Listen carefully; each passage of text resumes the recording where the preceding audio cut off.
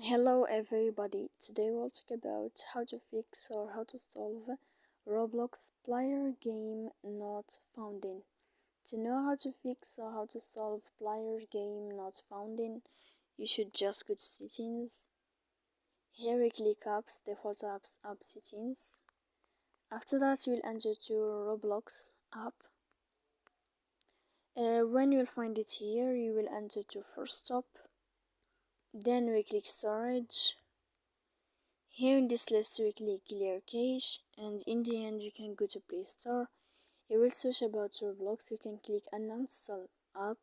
When you click here, then you can try again to install your Roblox to fix your problem. So please don't forget to support us by like and subscribe. See you next time in another video, and thank you for your attention and your watching.